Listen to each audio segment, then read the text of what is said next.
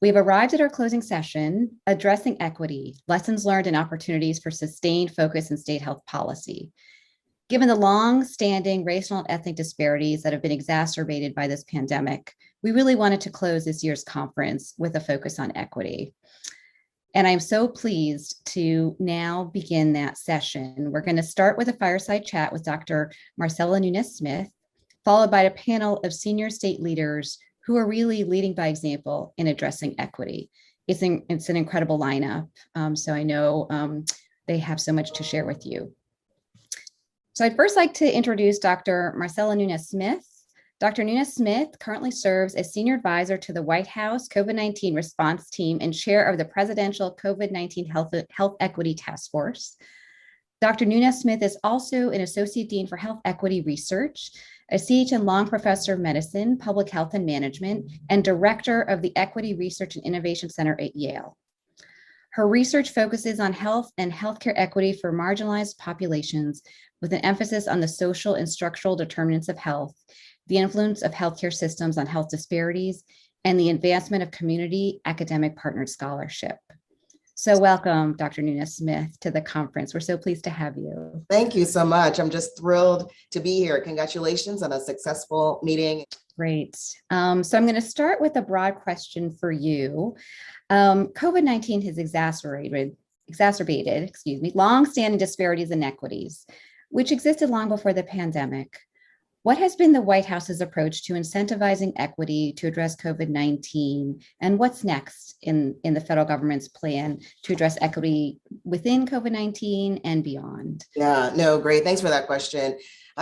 You're 100% correct. COVID-19, this pandemic has just taken advantage of those pre-existing, what really have been intergenerational, long-standing inequities. We, of course, have in focus now health and wellness, but we know that what drives health and wellness, of course, is not just healthcare, so important, but all of the other social structural drivers we've all come to know and understand so well. And, that's why from the very beginning, President Biden, Vice President Harris, they said, we're taking a whole of government approach to this pandemic. We need everybody, all resources, and we're going to center it on equity. And this has never been a talking point for the administration. This is a core principle, a rallying cry, a call to action. And so specifically in talking about COVID-19 resources, how do we ensure equity for those communities that have been the hardest hit, the highest risk, quite frankly, the ones always first to be harmed and harmed the worst, right? And so when we talk about PPE, testing, therapies, vaccines, all of that is part of the work for the White House COVID response team. And again, everyone across all parts of government to make sure people are getting equitable access to that. And so the policies have tracked from the beginning to ensure that. And then that bigger question about how do we think about equity in our response, which we're still in it, but we have to as well look ahead to recovery, building resilience, making sure that we're in a better position next time so that the predictability of this pattern, right? Who gets harmed first, that we disrupt that and disrupt that with great intentionality. So, just one example, let me just maybe lean in a moment on vaccines and vaccinations. I know that is so top of mind for folks and people joining us today in conversation, again, on the front lines, championing equity in your own communities, advancing equity, particularly in the vaccination campaign. But, within the first weeks of the administration, we set up several direct federal vaccination channels, again, to work and supplement all of the activity happening with state leaders and local leaders and territorial and tribal leaders as well. But saying we're going to have as a focus in these channels, equity. We're going to take a place-based approach using, for example, the Social Vulnerability Index developed by the CDC, which accounts for all these social structural drivers we've talked about, and be sure that we are placing vaccination in these very neighborhoods and communities. So whether that was the Community Health Center Partnership Program, the Retail Pharmacy Program, those mass vaccination sites, the community vaccination centers, and that work has continued, moving on to addressing structural barriers, ensuring access, ensuring trustworthiness in venues, deep partnerships with trusted messengers every step of the way. That is the question that the president asked. What are the equity implications here? That's great. Thank you for sharing. If I could just have a follow-up question on that. I think, states have been appreciative of the, federal government's efforts to partner with them on the vaccination distribution. I mean, we've accomplished a lot, but as you know, there's more work to be done. We're not out of this pandemic yet. In thinking about, the federal state partnerships, are there certain aspects or models that come to mind that you feel like, looking where we are right now, there has been some real success and we really need to continue to replicate that? Are there any things you'd want to share with state leaders in terms of what they should really be thinking about next? I think one of the things that has brought just been, a source of continued inspiration throughout this work. And I know people are tired, right? We're all exhausted. And so finding these moments and these bright lights are just key really for all of us in this work. But, we've had this moment to lift up and share best and promising practices. I take my hat off every time and kudos, because there has been just tremendous innovation and creativity, right, at the state level and the local level, particularly in the equity space, ranging all sorts of ways from ways to really promote access to vaccination, really taking the lead on thinking about populations that are often invisible and forgotten, those who might be at home need vaccination brought to them. What are the incentives that can be provided? Where are those existing platforms that can be really leveraged? I mean, there's just been so much, and that opportunity from within the White House to lift up those promising practices. I think that's been a key role for the federal government, that sharing. But what I would say is kind of some of the things I see as perhaps common across all of these bright lights, and there are many, is that realization, the value of partnership with those people who have been in community and leading community, understanding that when we talk about minoritized communities or medically underserved communities, marginalized communities, that there are trusted leaders, trusted voices, communities know what they need. And so every single one of these innovations begins and is sustained because state health officials and others are listening and leaning in, right? And asking that question with sincere interest, curiosity, commitment, and follow through. And so, that I think is an ingredient that we have to take with us into the recovery. That's where we're going to find, again, the most promising solutions. Great. And if you don't mind, I'd like to ask you about the plan that was released just last week, a bold plan to require vaccinations for employers with over 100 employees, and also healthcare facilities that accept Medicare or Medicaid or any other sort of federal reimbursement. Curious how you feel that this plan can impact equity in the context of really getting vaccinations out to those who have yet been vaccinated. Yeah, the president came up with a plan that I think really hit the mark of where we need to be policy-wise. There are really notable, I think, accomplishments and progress. He's been in administration 7 months. And so when we think back to where we were in January in the vaccination campaign and where we are now, looking at over 75% of eligible adults having at least started their vaccination process. I mean, I think that's incredible, but we're trying to get to 100%, right? That's what we need. And as you said, these are bold and really appropriate measures and next steps to help get us to where we need to go to get to the other side of the pandemic. I think there are a couple of key things to lift up from what the president shared with the country. The first is that we have to get unvaccinated people vaccinated. I mean, that's a period, full stop. That is our strongest tool in our toolbox. And so everything that we can do to help bring people along, we have seen, of course, vaccine requirements and mandates work. And so I think it's all right, all of us, to have a safe workplace. It's all right when we seek healthcare that we know the people providing care to us are vaccinated. Those are some of the foundational principles there.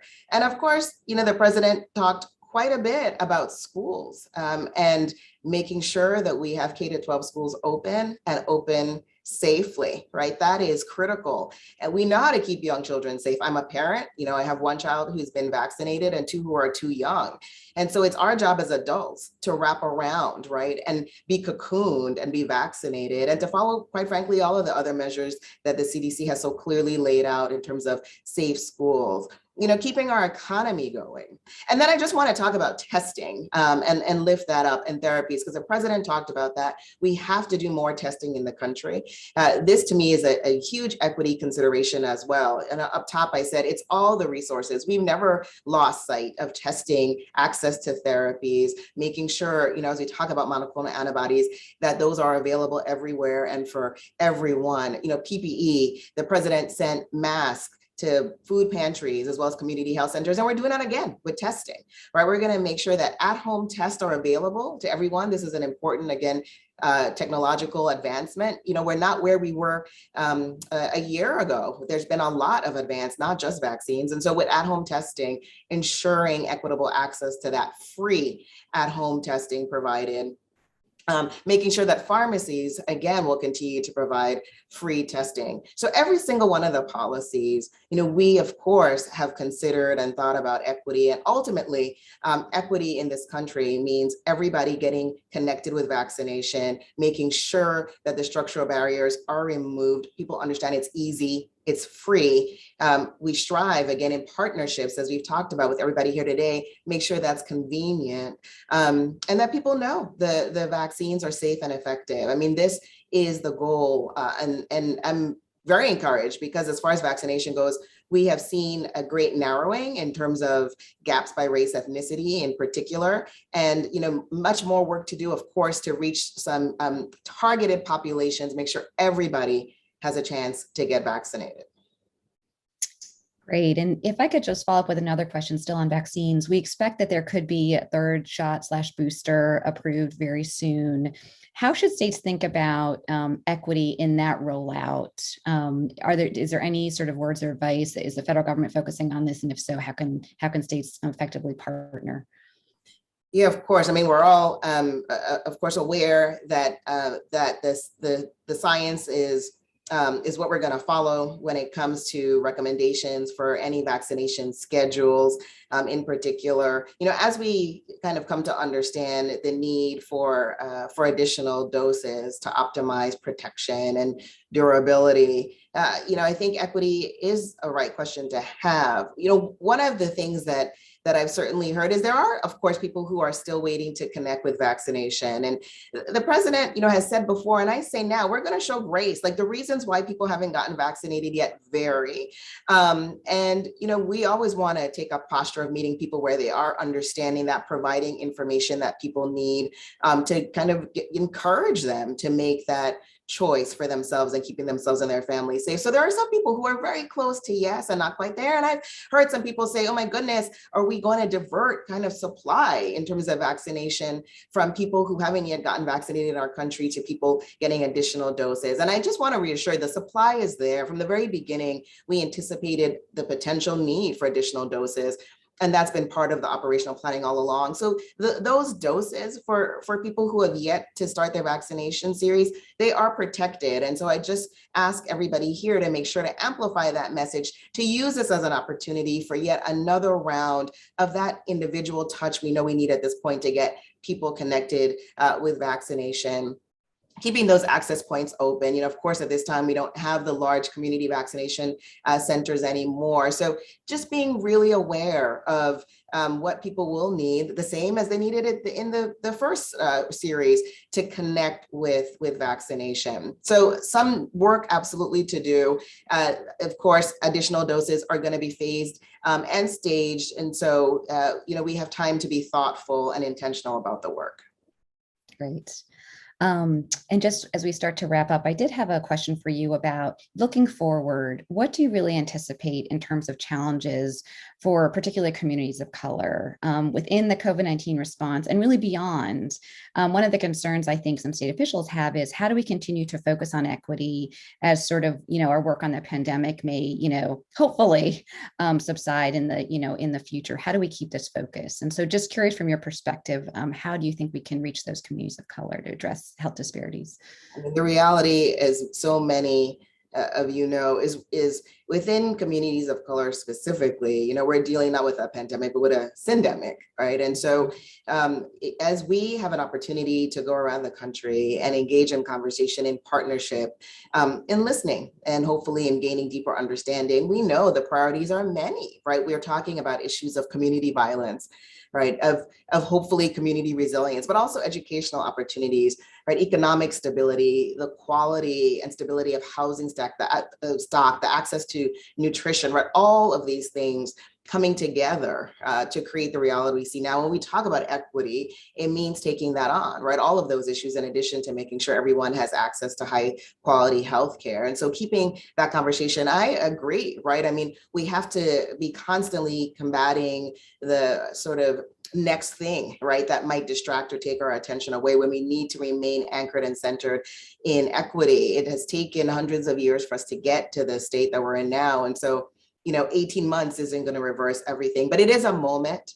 We can meet it. I feel very hopeful and optimistic about that. We can understand that communities are places of deep asset. And so we need to first frame and shift how we think of that narrative of communities as places of deficit, right? But places of assets. And how do we take advantage of that? How do we make the right policy choices, resource investments? We'll see that return every time. We have to be looking ahead for, again, just pathways for economic prosperity, educational opportunity, every policy, of course, that addresses poverty and working families is going to be critical in this. But keeping that idea, right, that health equity in all policies approach, I mean, that I think is just one of those key tools and ways of thinking that will help make sure that we continue to be responsive to this collective witnessing we've had in the past year and a half of exactly where we are. I mean, the reality is when, we look at life expectancy, even before the pandemic, right, we saw the gaps widening. It's 2021, right? So we need to take that health equity, that health justice in all policies approach in every single decision we're making at every level of government. Great, thank you for that. And I know we're almost at time here. We have many, many state leaders in our virtual audience. And I guess I would ask you, do you have any sort of last words or thoughts on what more state leaders could be doing, how they can more specifically engage with you all at the federal level or within their own states and local governments? Yeah, well, I am so grateful for this conversation today. And I just want to take a moment to say thank you, right? I mean, the work is tireless, many times also thankless, right? And we, first, of course, as someone who lives in this country, I thank you. And of course, on behalf of the administration, just a great thank you for the partnership and that continued work. Like I've said, and I imagine all of us do in these fields, right? I hold optimism. I do think that we have the tools to get us, through this pandemic to the other side of this, to get us all there. That has to be our priority. And so, I want to just say those special words of gratitude for all you're doing. The White House is always here. The president talked as well about the surge response teams that we have. We know that in some locations, additional help is needed. The White House stands ready, and the White House also stands ready to support all of the leaders out there who are making the right, but really, unfortunately, courageous decisions to follow public health and follow science. And so the White House, the president stands behind each one of you for in your communities, prioritizing keeping everyone safe, and our door remains open. Great. Well, I know we're at time, and I thank you so much, Dr. Nunez-Smith, for being with us today. State leaders, if you have questions or thoughts, please follow up through NASHP here, and we will definitely get those questions to Dr. Nunez-Smith and the rest of the White House team. So thank you again for your time, and we will all continue to work hard to really address this pandemic and beyond with an equity lens. Great. So, Be well. Thank you. Okay, bye, everybody.